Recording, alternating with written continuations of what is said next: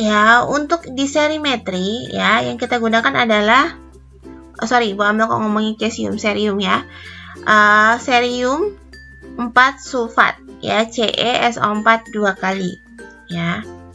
Saya ralat ya tadi ya. Kemudian ternyata sifat senyawa ini bersifat oksidator, maka nanti sampelnya akan bagaimana? Yes, sampelnya akan bersifat sebagai reduktor. Nah, sampel ini akan kita tambahkan dengan indikator ofenatrolin atau feroin. Ya, ini jenis sediaan besi gitu ya. Nah, dengan tanda apa? Titik akhirnya akan menjadikan apa? Warna merah berubah menjadi biru pucat. Nah, oke, yuk kita bahas yuk. Ya, kalau kita lihat berarti jenis titrasinya apa? Ya, jenis titrasinya adalah oksidimetri ya. Jadi dia mirip dengan permanganometri. Tapi kita lihat nanti dia kelebihan serimetri dari permanganometri atau titrasi redoks lainnya apa. Ya, kita lihat dulu pertama kali sebelum lihat keunggulannya, kita lihat prinsip serimetrinya dulu ya. Nah, di sini serimetri gitu ya. Pertama kali dia menggunakan apa? Larutan bakunya adalah CeSO4 2 kali. Ya. Dilakukan dalam kondisi apa? Dilakukan dalam kondisi asam menggunakan H2SO4 encer. Jadi dia mirip-mirip dengan permanganometri ya.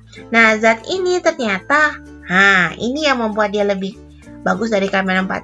Dia lebih kuat, dia jadi pengoksidasi kuat tapi lebih stabil daripada KMNO4. Kalau KMNO4 tadi kan nggak stabil. Kena sedikit dia berubah jadi MnO2, kena M2 dia berubah lagi menjadi apa gitu ya. Nah, itu ya. Sehingga jauh lebih nggak nyaman kalau pakai KMNO4. Nah, kalau serimetri apa? Dia lebih stabil ya, jadi lebih menguntungkan. Dan sama-sama merupakan oksidator yang kuat. Oke, kemudian tadi sudah tahu ya. Nah, apa yang terjadi gitu ya? Karena tadi kita sudah tahu gitu ya. CeSO4 ini bersifat sebagai oksidator, maka dia akan apa? Dia akan mengalami reduksi. Membentuk siapa? Ion serium. Ya, di sini jadi Ce4+ gitu ya, plus elektron menjadi ion serium. Nah, penentukan titik akhirnya tadi sudah dibahas ya. Jadi penentukan titik akhirnya ditandai dengan apa gitu ya? Perubahan warna merah menjadi biru pucat. Jadi ketika serium ini dalam kondisi spesi 4+, maka dia memiliki warna merah gitu ya. Ketika dia posisinya Ce3+, maka dia akan berwarna biru pucat ya. Nah, ini ditandai dengan apa? Ditandai dengan ikatannya bersama si indikator tadi gitu ya. Nah, yuk kita bahas kelebihannya. Ini yang kenapa dari tadi kita bahas ya. Apa sih kelebihan serimetri gitu ya dibandingkan yang lain. Nah, ini dia. Kelebihan serimetri dibandingkan dengan permanganometri. Ya. Atau dikromat gitu ya. Nah, di sini yang pertama adalah larutan serium itu sendiri itu sangat stabil dalam penyimpanan lama dan tidak perlu dilindungi dari cahaya. Bandingkan dengan KMNO4 ya, dan K2CR4 K2CR2O7 kalium dikromat ya.